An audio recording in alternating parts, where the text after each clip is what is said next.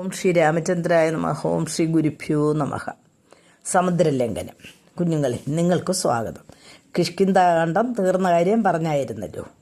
കഴിഞ്ഞ കഥയിൽ ഇന്ദ്രൻ്റെ വജ്രം ഹനുവിനേറ്റു മുറിയാൽ ഹനുമാൻ എന്ന പേര് ലഭിച്ചുവെന്ന് പറഞ്ഞായിരുന്നു.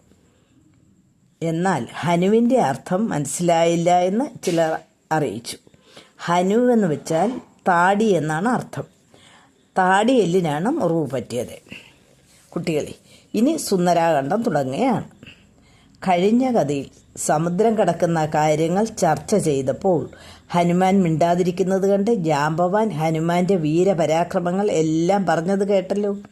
അപ്പോൾ ഹനുമാൻ എഴുന്നേറ്റ് ഒരു സിംഹനാദം പുറപ്പെടുവിച്ചിട്ട് പർവ്വത തുല്യനായി വളർന്നു നിന്നുകൊണ്ട് ഞാൻ തീർച്ചയായും ലവണസമുദ്രം ചാടിക്കടക്കുമെന്ന് പറഞ്ഞു. എന്നിട്ട് ലങ്കയും ദഹിപ്പിച്ച് രാവണനെ കുലത്തോടുകൂടി ഒടുക്കി ദേവിയെ വീണ്ടും കൊണ്ടുവരുമെന്ന് പറഞ്ഞു. എല്ലാവരും അനുഗ്രഹിച്ച് ഹനുമാനെ പറഞ്ഞയച്ചു.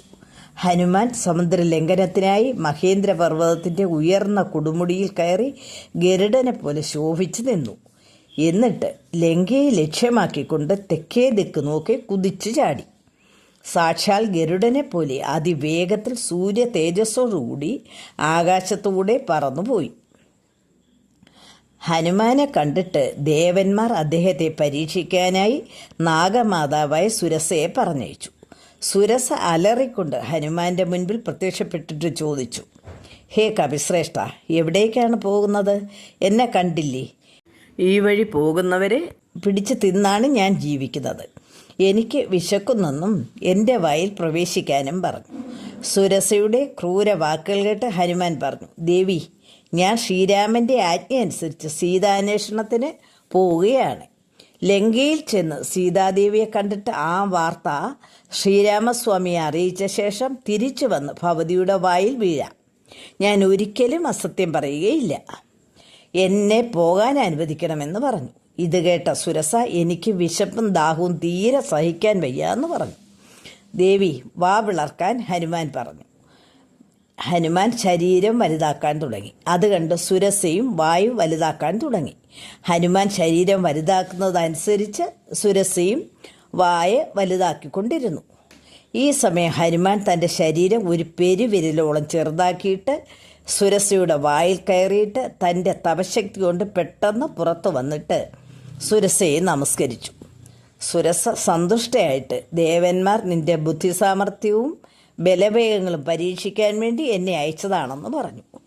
ഹനുമാനെ അനുഗ്രഹിച്ചിട്ട് സുരസ ദേവലോകത്തേക്ക് പോയി. ഹനുമാൻ പിന്നെയും അതിവേഗത്തിൽ ആകാശത്തൂടെ സഞ്ചരിക്കാൻ തുടങ്ങി. അപ്പോൾ സമുദ്രം മൈനാകത്തോട് ഹനുമാനെ സൽക്കരിക്കാൻ പറഞ്ഞു. ഹനുമാന് വിശ്രമിക്കാൻ നീ ഉയർന്നു കൊടുക്കാൻ പറഞ്ഞു. മൈനാകം ഉടൻ തന്നെ മനുഷ്യരൂപം പൂണ്ട് വെള്ളത്തിനു മീതെ ഉയർന്നു വന്നു നിന്നു. എന്നിട്ട് ഹനുമാനോട് പറഞ്ഞു, കവിശ്രേഷ്ഠ, ഞാൻ ഹിമവാന്റെ പുത്രനായ മൈനാകമാണ്. അല്പസമയം എൻ്റെ മുകളിലിരുന്ന് വിശ്രമിച്ചിട്ട് പോവുക. വേണ്ട, ഞാൻ രാമകാര്യത്തിനായി പോവുകയാണ്. മറ്റൊന്നിലും മനസ്സ് വയ്ക്കാൻ പാടില്ല എന്നും സൽക്കാരം സ്വീകരിച്ചിരിക്കുന്നെന്നും ഹനുമാൻ പറഞ്ഞു. എന്നിട്ട് മൈനാകത്തെ തലോടിയിട്ട് പിന്നെയും യാത്ര തുടർന്നു. അപ്പോൾ സമുദ്രത്തിൽ നിഴൽ പിടുത്തക്കാരിയായ ഒരു രാക്ഷസി ഹനുമാനെ നിഴൽ പിടിച്ച് നിർത്തി മാർഗതടസ്സം സൃഷ്ടിക്കാൻ ശ്രമിച്ചു. ഹനുമാൻ ആരാണെന്ന് താഴോട്ട് നോക്കി. ഭയങ്കരിയ സിംഹിക എന്ന ഒരു രാക്ഷസിയായിരുന്നു. അവളെ കാലുകൊണ്ട് തൊഴിച്ച് അവളെ വധിച്ചിട്ട് ലങ്കാപുരിയെ ലക്ഷ്യമാക്കി പിന്നെയും കുതിച്ചു. സൂര്യൻ അസ്തമിക്കാറായപ്പോൾ ലങ്കാപുരത്തിന് മുകളിലെത്തി. വിപുലവും മനോഹരവുമായ ലങ്കാപുരി കണ്ട് ഹനുമാൻ വിസ്മയിച്ചു പോയി. സമുദ്രത്താൽ ചുറ്റപ്പെട്ടതും പക്ഷികളും മരങ്ങളും നിറഞ്ഞതുമായ ത്രികൂടപർവ്വതത്തിന് മുകളിലാണ് ലങ്കാപുരം പ്രശോഭിക്കുന്നത്. സ്വർണം നിർമ്മിതമായ മതിലും അത്യഗാധമായ കിടങ്ങുകളും കണ്ട് ഉള്ളിൽ കടക്കാൻ പ്രയാസമാണെന്ന് വിചാരിച്ച് ശ്രീരാമനെ മനസ്സിൽ ധ്യാനിച്ചുകൊണ്ട് ലങ്കാപുരത്തിന് അകത്ത് കയറാൻ ശ്രമിച്ചു. എല്ലാ ഗോപുരദ്വാരങ്ങളിലും കാവൽക്കാരുണ്ട്. ഹനുമാൻ ശരീരത്തെ ഒരു കടുകുമണി പോലെ ചെറുതാക്കി കോട്ടമതിലിന് മുകളിൽ കയറി ഉള്ളിൽ കടക്കാൻ ഭാവിച്ചു.